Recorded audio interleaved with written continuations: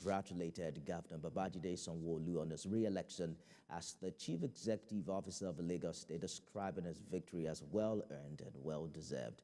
In a statement by the Public Enlightenment Forum on Democracy and Voter Education, as well as the psychology, it charged Governor Sanwo-Olu to see for another 4 years as a golden opportunity to further develop the state and the welfare of its people under his watch.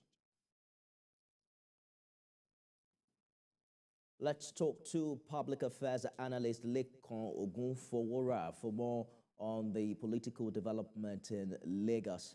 Mr. Ogunfowora, what do you think are the big lessons there, seeing how things play out in Lagos during the governorship election? Good evening. Thank you for having me. Good evening, viewers. Well, congratulations to the governor-elect, Babajide Sanwo-Olu. Well, I think there are so many lessons to be learned. One of the lessons is that public office holders and politicians now know that realistically, power resides with the people. So you have to be up and doing. And well, congratulations to Babajide Sanwo-Olu. So we've seen what has played out across the 28 states where the gubernatorial election held so far. So, of course, there were glitches in some areas, but on a general note, I think the election has been really fair and fair, at least compared to where we're coming from.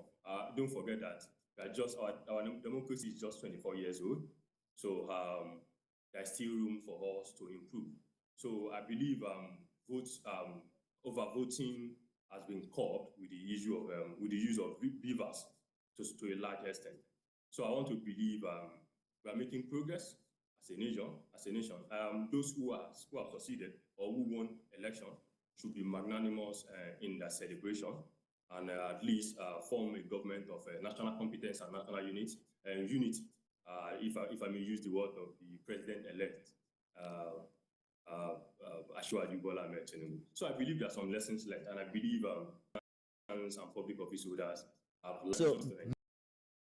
Mr. Governor himself has now condemned ethnic profiling, saying that Lagosians chose competence and experience. How do you see Lagos move forward, seeing how deeply divided the ethnic and religious sentiments brought during this election era?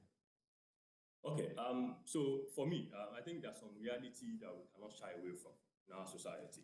Yeah, unfortunately, ethnic and religious profiling are actually condemnable.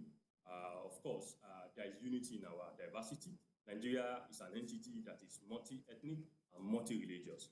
So, and I believe the players, both the Nigerians, the electorate, and also both the people and the politicians, I think we need to be up our game.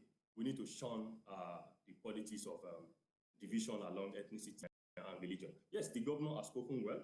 However, there's some the players, the aspirants now, should have a no-go area during their campaign and electioneering process. For instance, one of the aspirants went to the church to say, "Church, take back your country." I don't think that's the right statement to make. If you are going to be a president of Nigeria, even a governor of a state, you are going to govern those who are Christians, those who are Muslims, those who are pagan, and even those who are traditional religious practitioners. So for me, I believe, we can't, yes, it's condemnable, but let's appreciate where we are coming from. So for me, I want to urge Nigerians to move away from politics of ethnicity and religious. Let's look at what the candidate has to offer and what he has done. Without missing words, Governor Babajide Sanwo-Olu, among the others, is the most competent, is the most qualified, and in terms of track record, he also has that ability. He has demonstrated it. We've seen what he has done in the state in the last 4 years. And one thing I appreciate about him, that he's so humble and highly professional. Well, you can't take that away from him. You remember that he was once in the private sector, and he rose to the level of a treasurer in one of the banks. He also became a deputy general manager also. And then he has been in public service since 2003. So from special advisor to acting commissioner for economic and planning in the state and budget, and then to one-time CEO of legal development property, then now as a governor. I think he has had experience, and it's justified. 27 years old.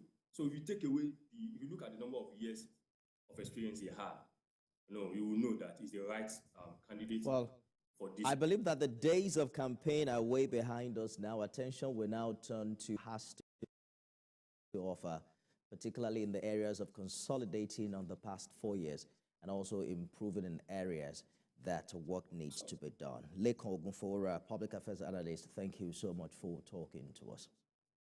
Thank you for having me. Congratulations.